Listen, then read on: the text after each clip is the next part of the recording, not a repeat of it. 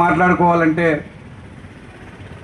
బాలికల విద్యా వ్యవస్థ గురించి మాట్లాడుకోవాల్సినటువంటి అవసరం ఎంతైనా ఉంది.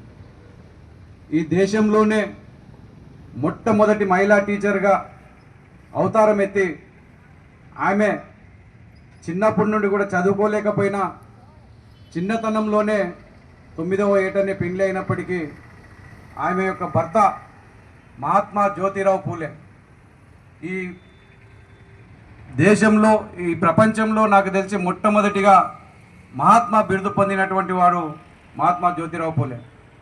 ఆయనకు సతీమణిగా ఉంటూ ఆయన అడుగుజాడల్లో నడుచుకుంటూ ఆయన చెప్పినటువంటి చదువును ఈ మొత్తం సమాజానికి అందించాలని చెప్పి ఒక దృఢ సంకల్పంతో పనిచేసినటువంటి గొప్ప వ్యక్తురాలు సావిత్రిబాయి గారు.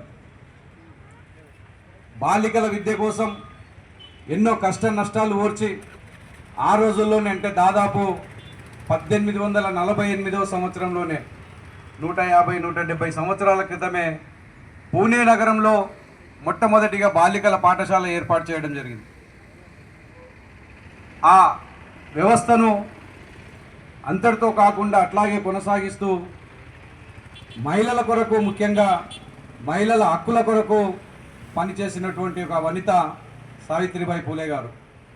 మహిళల హక్కులే సమాజ హక్కులు అని చెప్పేసి ఆ రోజుల్లోనే నిర్ణయించి 1852లో మహిళా సేవా మండల్ అనే ఒక సంఘం కూడా ఏర్పాటు చేసి మహిళల కొరకు పనిచేసినటువంటి మొట్టమొదటి మహిళ సావిత్రిబాయి పూలే గారు.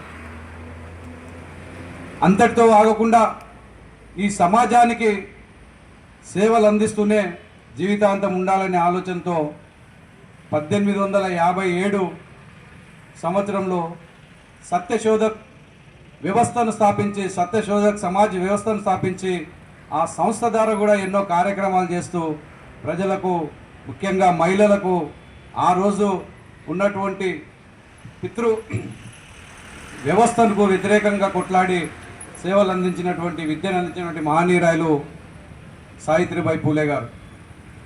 ఆమె అంతటితోనే కాకుండా ఆ రోజు మహారాష్ట్ర వ్యాప్తంగా పూణే నగరంలో ఒక గత్తర ప్లేగు వ్యాధి వచ్చి మొత్తం సమాజం కూడా చిన్నాభిన్నమైన పరిస్థితుల్లో ఆ రోజు ప్లేగు వ్యాధిగ్రస్తుల కొరకు ఎంతో కష్టపడింది, ఎంతో సేవ చేసింది. ముందు వరుసలో ఆమె ఉండి వ్యాధిగ్రస్తులను హక్కున చేర్చుకొని ఆ రోజుల్లో సేవ చేసినటువంటి ఒక గొప్ప మహాత్మురాలు సావిత్రిబాయి పూలే. చివరికి ప్లేగు వ్యాధిగ్రస్తులకు సేవ చేస్తూ ఆమెకే ఆ వ్యాధి వచ్చినా కూడా, చివరికి ప్లేగు వ్యాధి బారిన పడినా కూడా ఏమాత్రం జంకకుండా, వెనుకడుగు వేయకుండా సమాజానికి సేవ చేసినటువంటి గొప్ప వ్యక్తురాలు ఆమె అని చెప్పి చెప్పుకోవచ్చు.